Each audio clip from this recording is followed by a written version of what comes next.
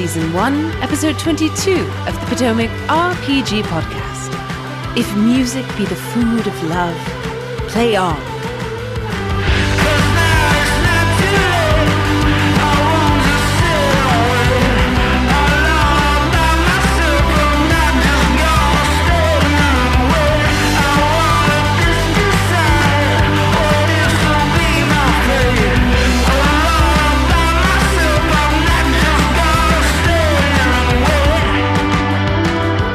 Welcome one and all to the Potomac RPG Podcast, your source for old news, tired conversation, and mediocre advice for all of your favorite tabletop role-playing games. I'm your host and pure poetry incarnate, Adam. I'm your wandering minstrel of love, Ben. And I'm your jack of all trades, Tom. Thank you guys for being on this week. From being the subject of countless memes to encouraging a group sing-along mid-session, the Bard holds a special place in the heart of D&D players everywhere. But Bards aren't just for seducing dragons and dealing killing blows with a witty retort. They are some powerful and useful spellcasters that can turn the tide of any battle. So, Ben, what is your favorite Bard story, either from one you've played or one that you've seen played by someone else?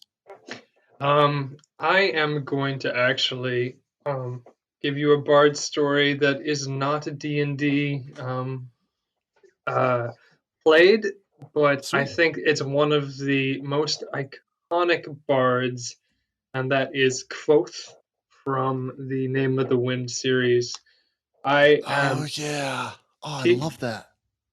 Yeah, so the scene or chapter that he is singing to the musical tavern, the Aeolian, and he is earning his talent pipes. That is, well, just completely well written.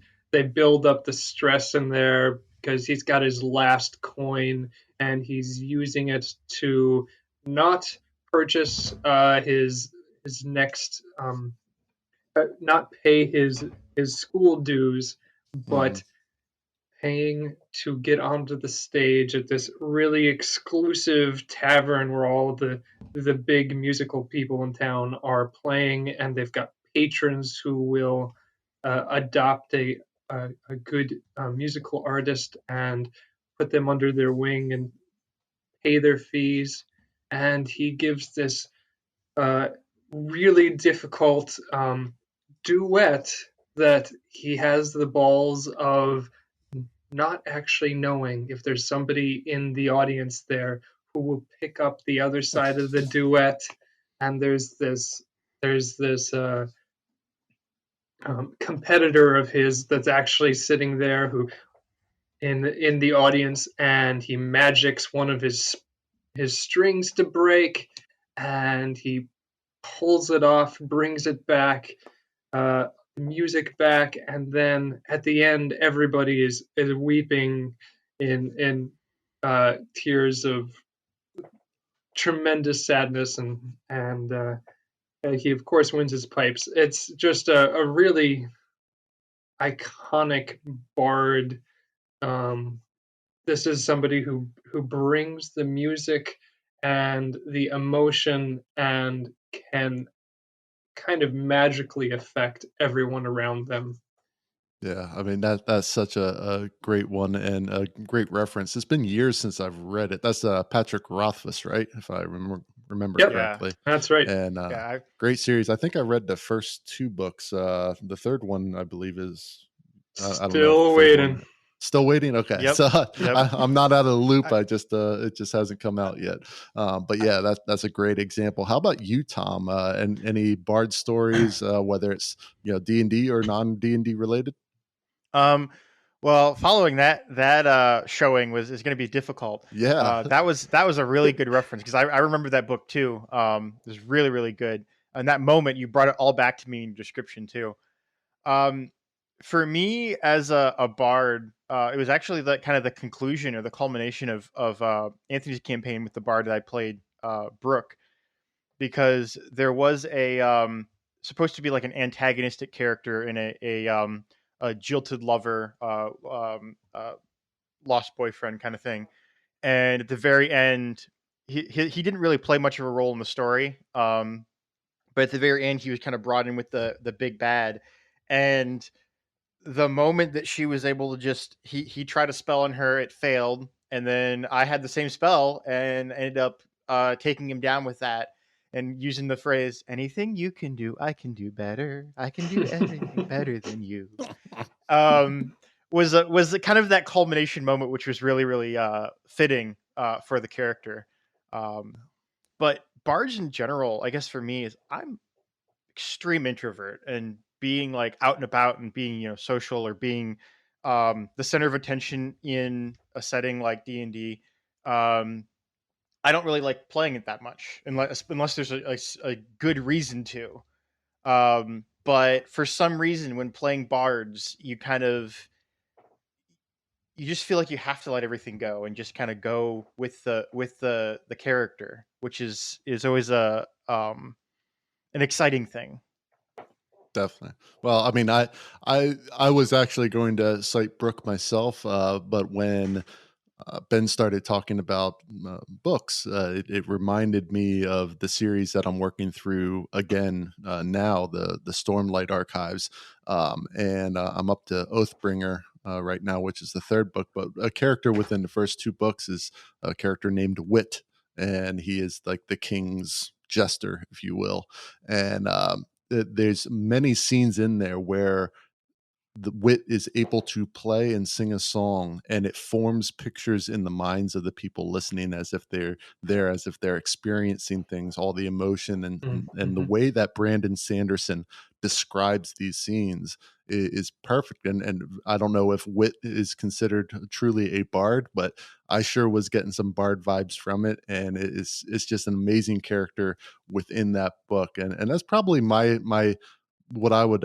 point to in terms of a favorite bard story. There's just an interesting class, and we're gonna get into a few different aspects of the bard here. So let's jump into our first question. This first post comes from Reddit user Swedish Chef 123, who asks, "Bard is playing a brilliant asshole. Group constantly cutting him down. Help." So, first time DMing homebrewed campaign, but have done a few modules and a very long time player. I DM for a group of 4 who are all new to D&D. Many sessions in, and initially, the bard player requested an entry into the story as a shady character, intentions unknown. I was happy to accommodate.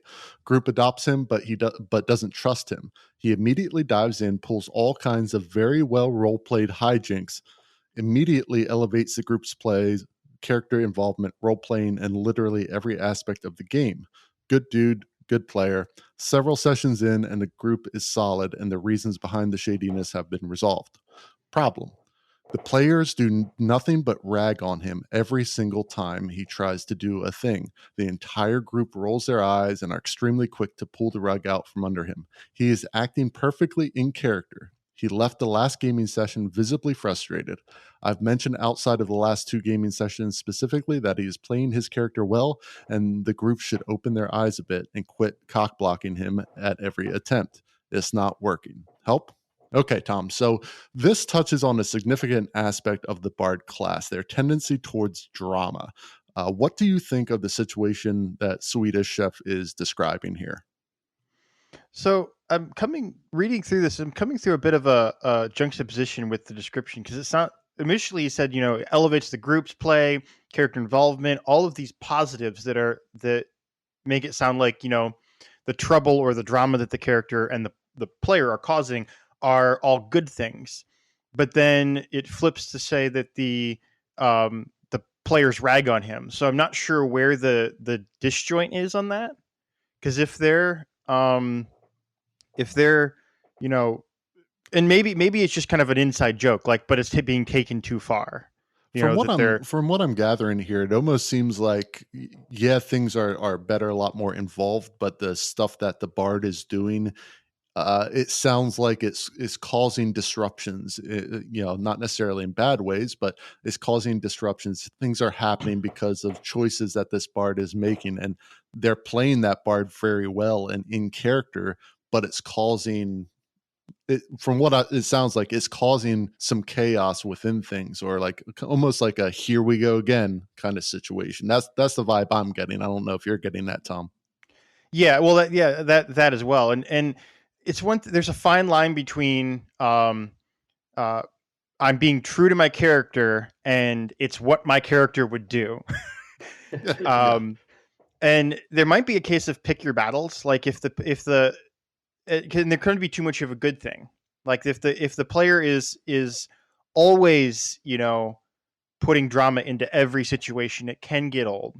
And it doesn't necessarily let all the other players have the limelight. And it might even be that since all these people are fairly new, that now it sounds like they're further into the game, the bard stealing the limelight or taking the lead and causing drama was initially a good thing, but now I get the impression that other players probably want to be taking their own roles seriously as well. Sure. So it's kind of overstaying its welcome. It's if he's already talked to the other players, I feel like it needs to be.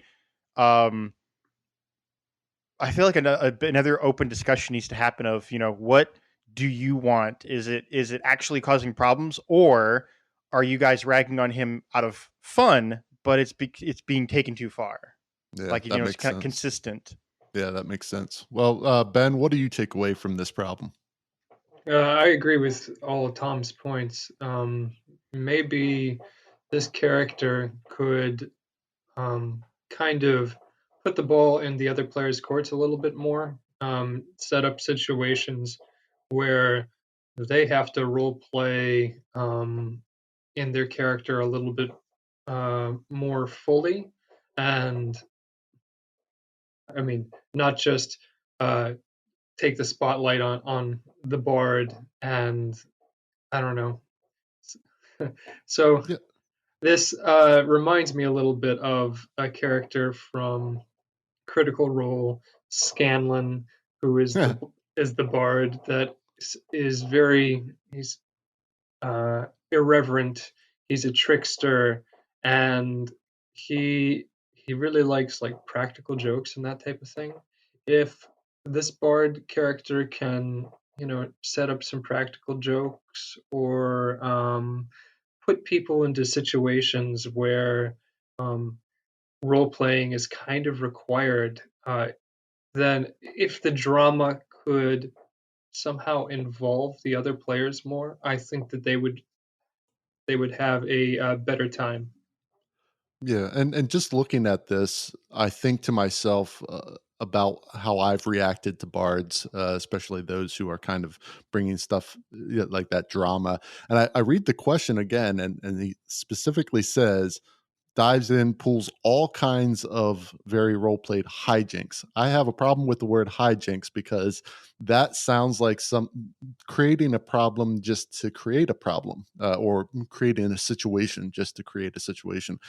And I think you guys are right on the money where we're talking about everything in moderation here. Okay, it's great to do that kind of stuff. Is it crossing the line? Is it going too far? Are the other players getting annoyed because it seems like every session there's another hijink that they have to deal with from this player?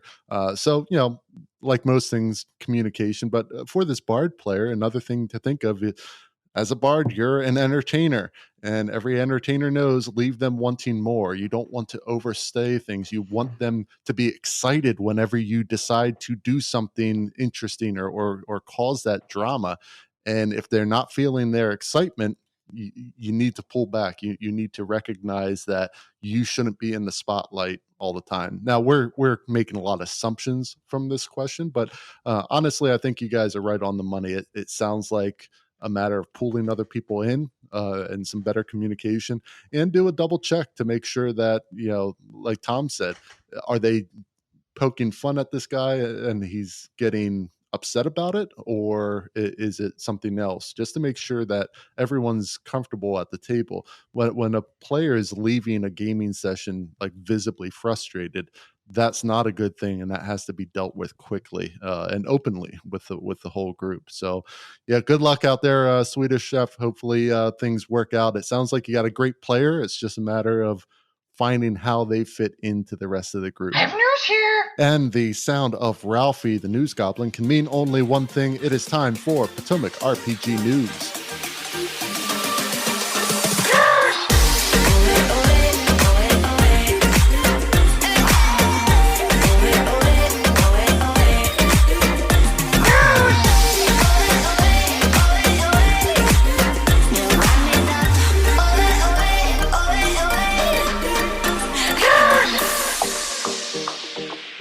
So we're going to cover some old news today, but something we didn't talk about when it came up. About a month ago, Wizards came out with a new Unearthed Arcana featuring the Bard and the Warlock. Now, we covered the Warlock back in episode 16, but let's show some love to the Bard.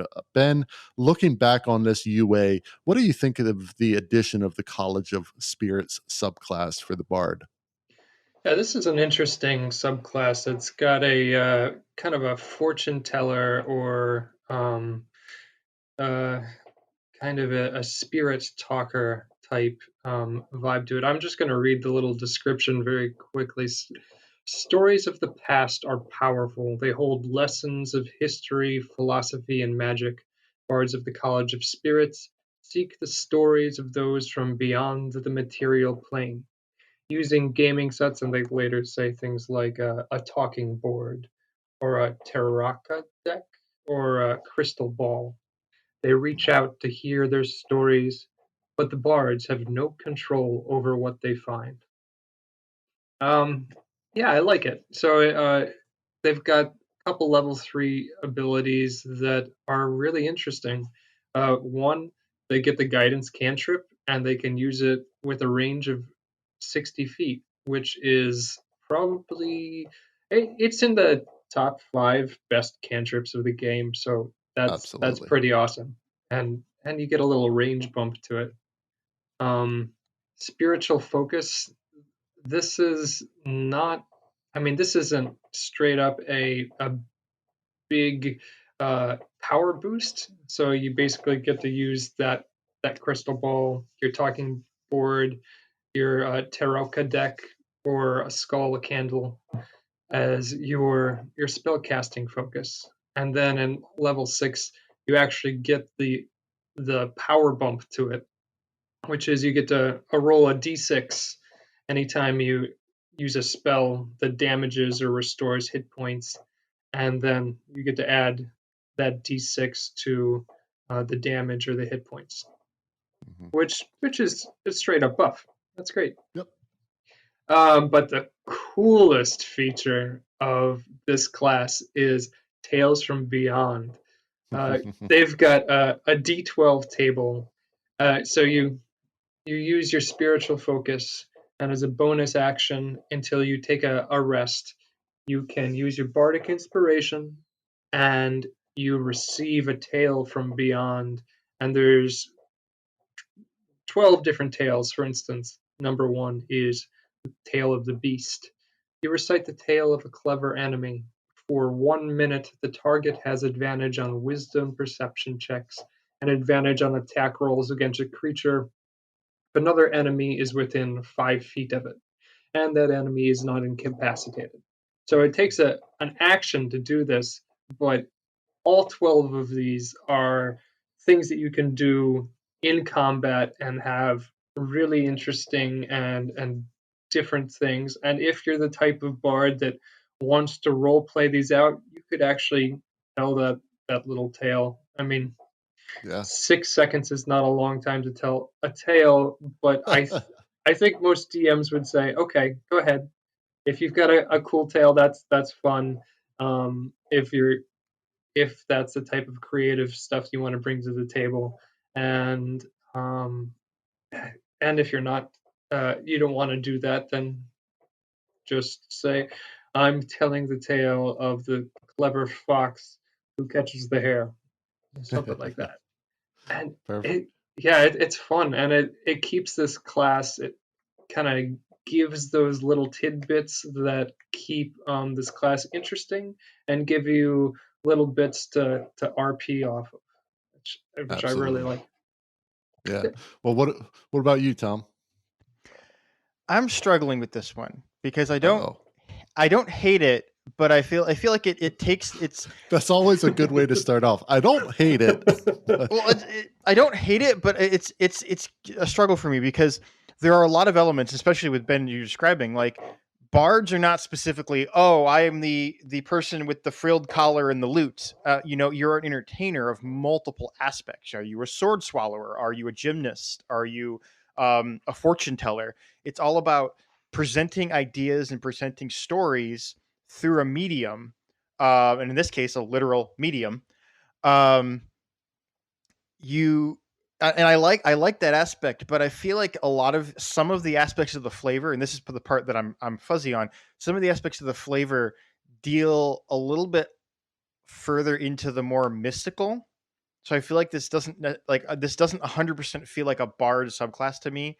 A lot of elements do, and especially in the mechanics, but the flavor kind of smacks a little bit more of like a sorcerer or some sort of ancient like internal struggle. Like you're connecting with these things. This is not a craft that you have honed.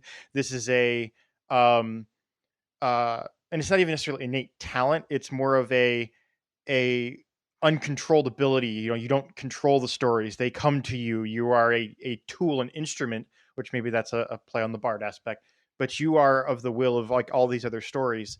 I would probably, if I played this, I would try to reflavor it a bit to make it more bard like, in my opinion. But I do love a lot of these, especially like the randomness of the tales. Like, oh, what are you going to get? I like that. Which story you're going to tell. And I would love, and this is not necessarily something you would do in game at the table, but I would envision, like, if you're telling a story, um, I can't think of a specific movie or TV show or anything that would be relevant in, but um, like while you're fighting, you're just talking, like you're telling this story while you're dodging and casting spells and everything. Like you're just telling the story throughout the entire battle. You're narrating, um, kind of like this pep talk to your allies. That's which I fun. think is really cool. Yeah, I like that. Yeah. I mean, just looking through this, like, I agree with Ben in that mechanically, this has a lot of utility and interesting things happening. No one can deny the power of having an extra guidance cantrip, or just the guidance cantrip tacked on to the other cantrips that is used all the time, whether in combat or out.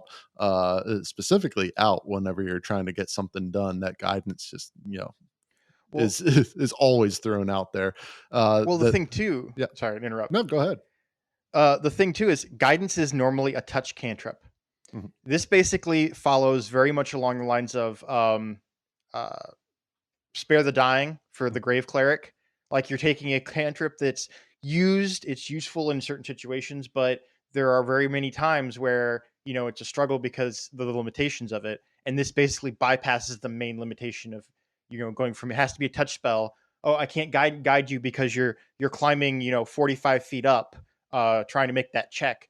I can do it at range. That is extremely powerful. Yeah, I mean, it kind of reminds me of a more powerful version of the help action of the mastermind class. To be able to do it at distance is really useful, and especially guidance with how much it's used. That and tacking on the other third level stuff that this bard gets, definitely sounds like a fun one to play. I do agree that flavor wise could use some tweaking. I have a little bit of trouble kind of connecting this kind of spiritual this tales from beyond the material plane and how that works into guidance, for example, or healing more. I think it's a little shaky. I think they could reflavor it a little bit. And who knows, when Tasha's Cauldron of Everything comes out, I don't know if there's been any preview material that's gone up yet. I'm sure they'll have some version of this in there, and we'll see what they do with it. But for right now, I mean, it's definitely an interesting choice. I certainly wouldn't mind playing it. Sounds like you guys think it's pretty decent as well. We'll see what happens as this goes along, whether it becomes official or not. But always exciting to see another college come to be within the Bard subclasses. But for now, we're going to step out for a moment. But stay tuned. We will be right back after the break.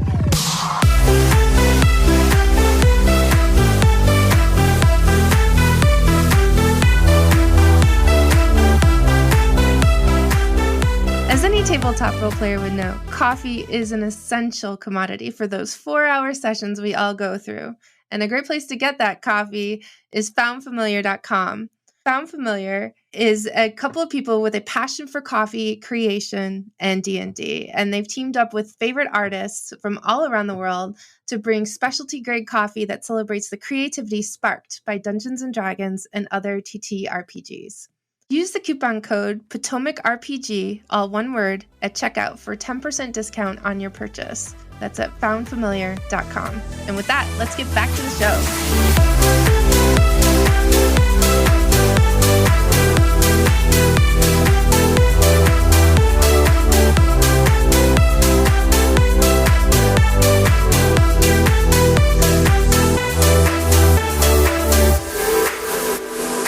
How about another question? This post comes from Reddit user The Name is Violet, who asks, best way to build a 5e Skald Viking Bard? Hey there, thanks for taking a peek. I'm looking for any and all advice. Starting Rime of the Frost Maiden campaign soon, and I love the idea of a Skald Bard, singing lusty battle songs to lead his party into battle, then flinging himself headlong into the fray with a sword or dual-wielding hand axes, quoting poetry and verse as the blood sprays. I'd like some versatility, some spells and support, and also able to take a few licks and dish out a few. I've read Beowulf and seen the Viking shows and all. I've got the concept, just need to work things out thematically. I've kicked around College of Swords, Valor, even Whispers for a Grima Wormtongue. Am I pronouncing that right? Grima? Theme, multi-classing a barbarian. Oh yeah, of course. Nothing has felt right. Should I give up on the concept and do another thing? Or is there another way to make a character I'm looking for? Thank you again for your ideas and advice. All right, so sweet character idea here for the newest adventure out by Wizards. Tom, what's a good way to build a Skald Viking Bard? So I've actually tried or played with this idea a little bit, and you could go either I know I've said this before, a fighter bard multi-class or a paladin bard multi-class. Paladins don't have to be with a deity; they could be some sort of truth that you follow, and it could be, or you could follow like a war deity, and you go College of Swords, I would say, or College of Valor, depending on how supportive you want to be. College of Swords, you want to be more combat oriented. College of Valor, if you want to be more supportive. The Paladin is a charisma class, just like the Bard, so that multi-class would work really well. It has some spells and has some elements. It would give you the kind of valor aspect, or that noble aspect of a warrior. And if you did a strength based, you could implement that. And So I think that it would be cool to have this is something you have to talk with your DM about, but it's more of a flavor thing than actually a mechanical thing.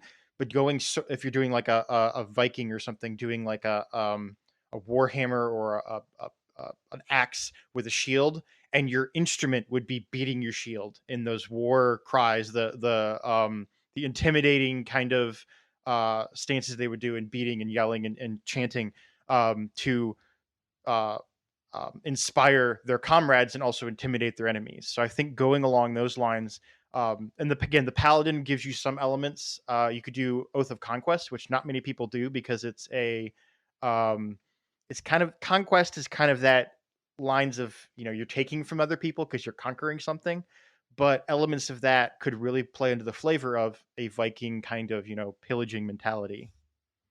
So Tom, I think that Oath of Glory would also be a good paladin oath. Ooh. Yeah, talking about deeds of heroism and encouraging your companions. That sounds exactly like a skald. Talking up the great heroes of the past and encouraging your party members to be like them. That could do. That is amazing. So a Oath of Glory Paladin, College of Valor Bard multiclass.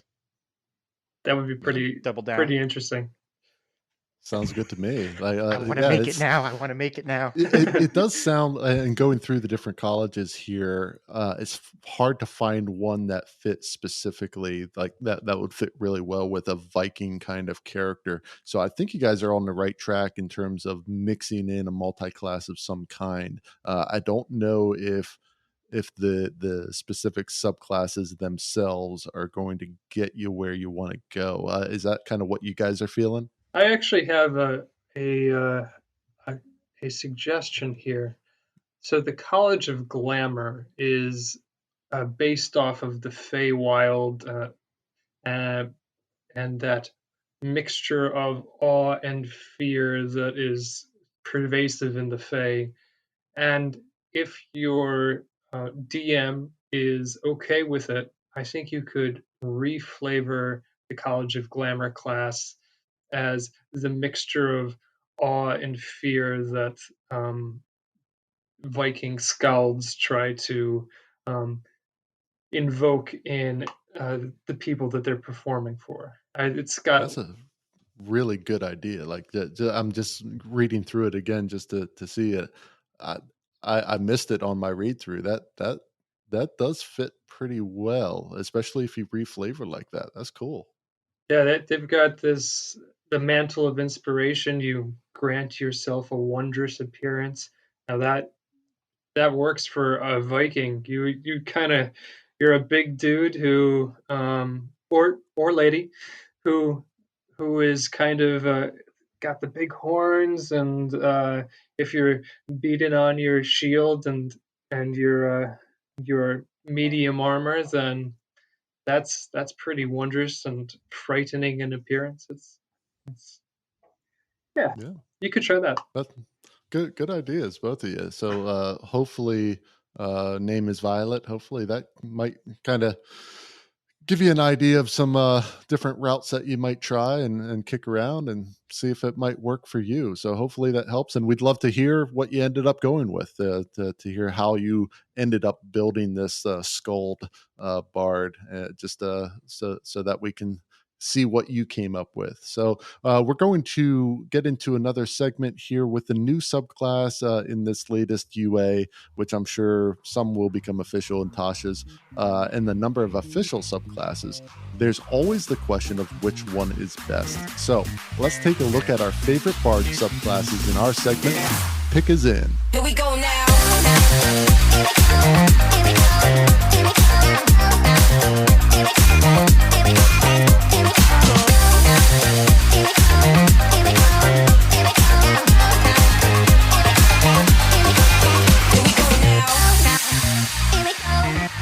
Welcome to Pick is In, where we give our expert and not so expert top ranked pick in whatever we're talking about. In today's episode, we'll be ranking the bard subclasses.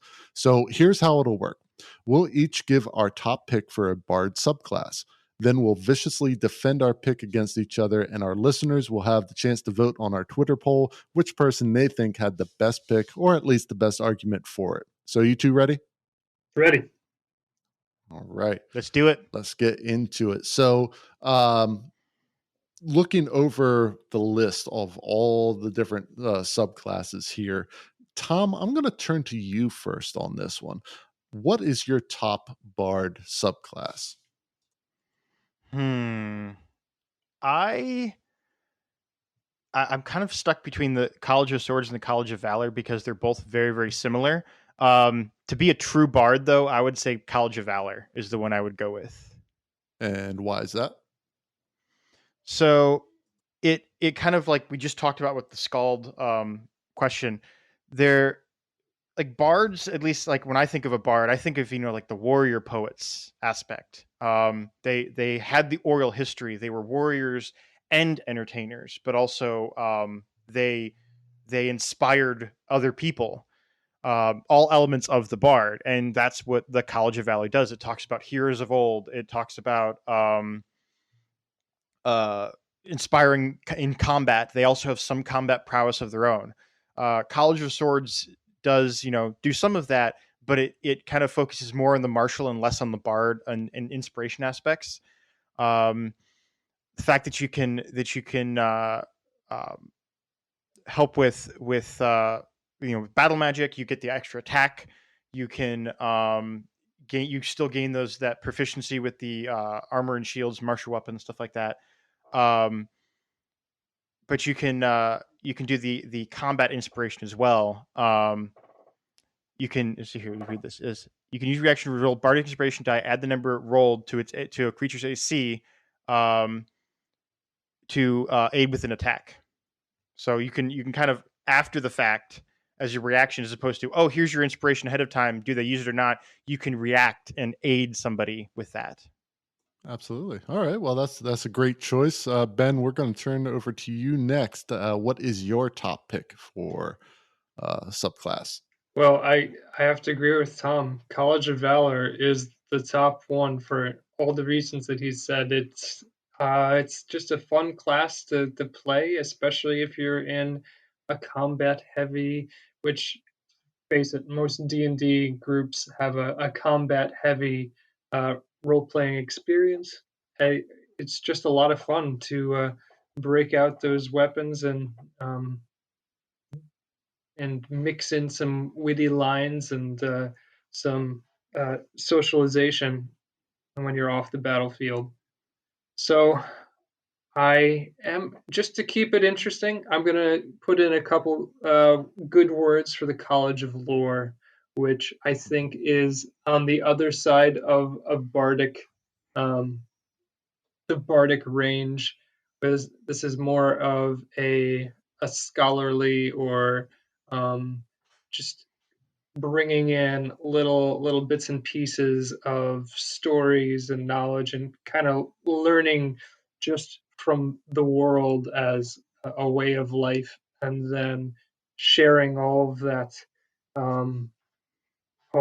truth with the world. That's kind of that's another good way of being a bard. And the mechanical aspects of the College of Lore are really top notch. You get to be a skill monkey because you get an extra 3 skills on top of your usual huge assortment of skills that you get as a bard and your expertise.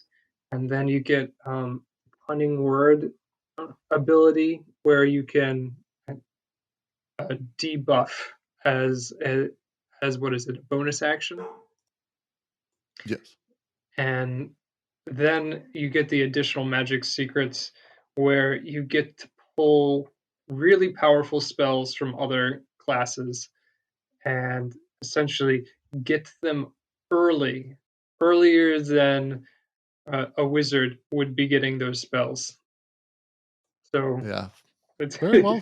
That's a good, very good second choice there, and I'm kind of in the same boat, agreeing with Tom. But I'll throw out another one too, just for pure role playing side of things. So if you find yourself in a group that isn't so combat heavy as most groups, and you're it's a bit more role play and intrigue and skill checks, stuff like that, I'll put a word in for College of Eloquence. I mean, there's a lot of utility in a role play setting within a College of Eloquence, and I think it'd be fun to play. I mean, you basically at level 3 almost get an auto succeed on persuasion and deception, the ability to make your speech intelligible to any creature, no matter what.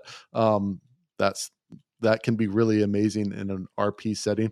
I fully admit that during a normal D&D adventure, this is not going to be all that useful compared to the others. But if you find yourself in a very combat uh, or low combat type of group, it could be a fun one to play. I love the idea of the bard being this very persuasive orator who's able to kind of command a scene with their words. It's an interesting one to me. I'll put it in there. I don't really believe it. Like I said, I agree with Tom, but it's an interesting choice nonetheless that I don't think gets played very often. So there you go. We'll put those up on the Twitter page to get your votes as to who you think you agree with the most. But for now, let's jump into our last question of the week. This post comes from Reddit user DoggyDave7, who asks, a bard's wedding. So I'm a player in this campaign, and one of the other players are getting married to this princess. It is going to be a big wedding, and it will take place next session, 2 weeks from now. The character asked me in game to be in charge of entertainment. I'm a level 9 bard, level 1 cleric goblin, aged 11. So, yeah, I had a few things in mind, like a stone dragon statue that our warlock can shoot fire out of, but I would love to come to the table with something that can really knock their socks off.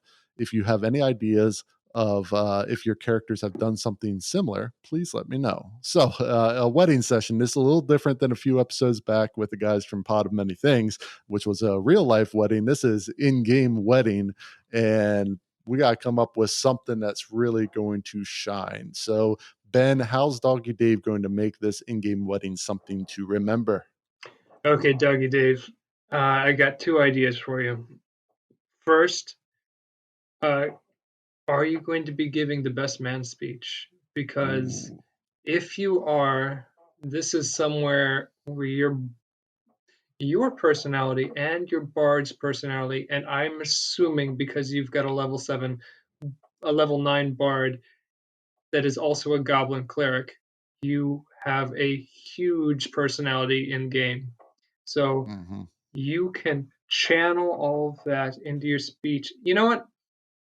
Even if there is another best man speech, you are the bard. You are going to be given a speech anyway. Maybe more than one.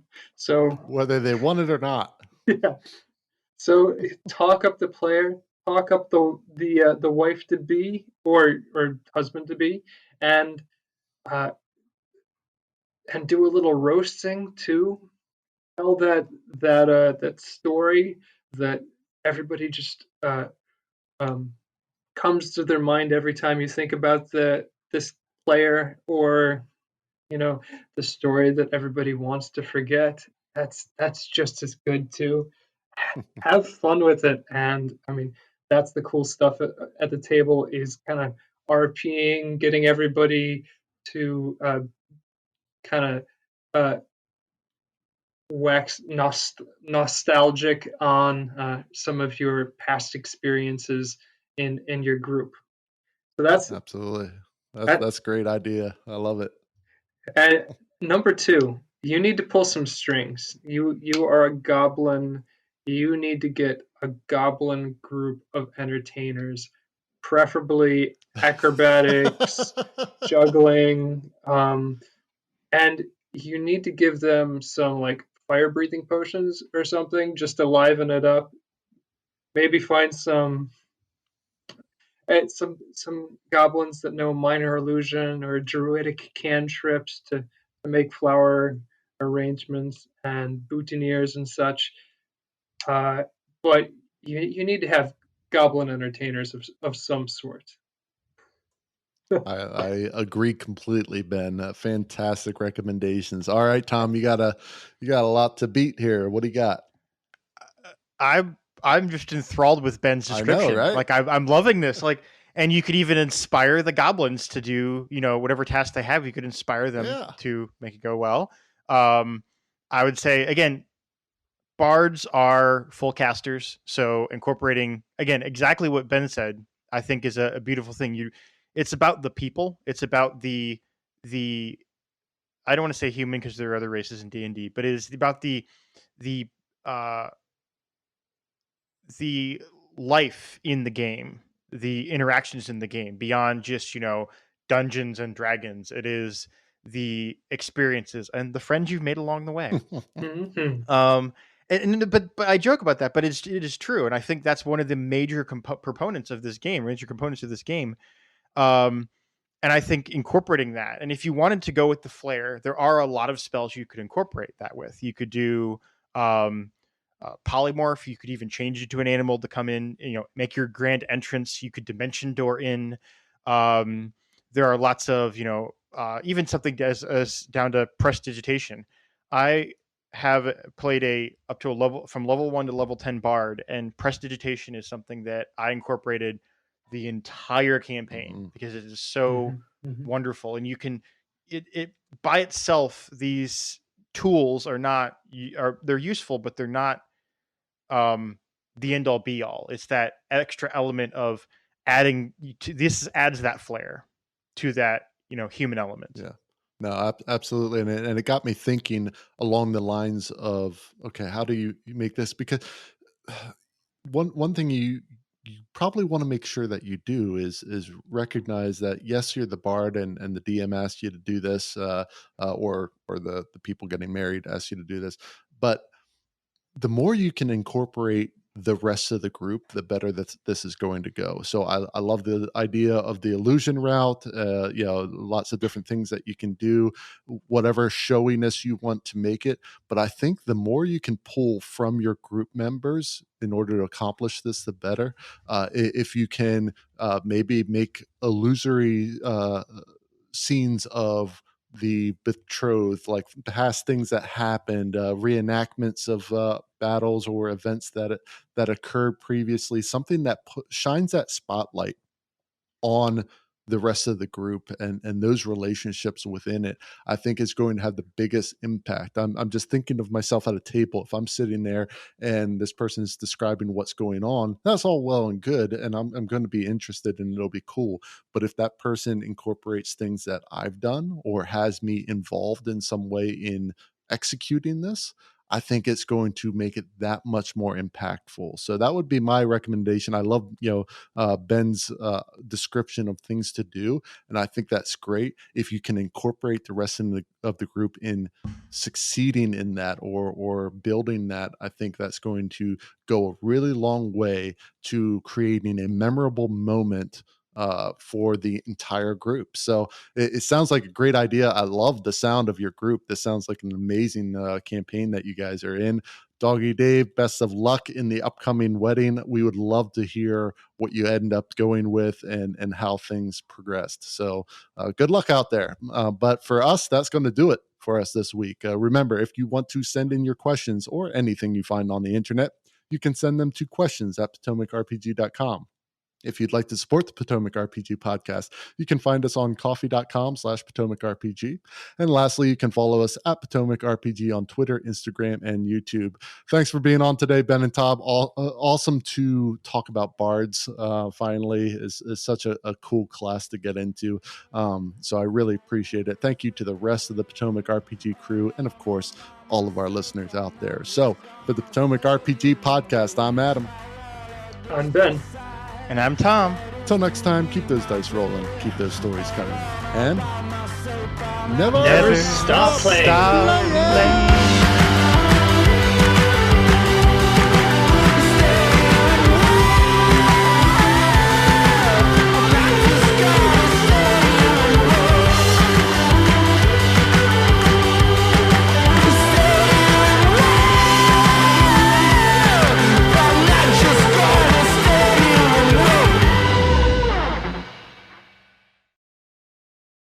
I remember when I used to play D&D.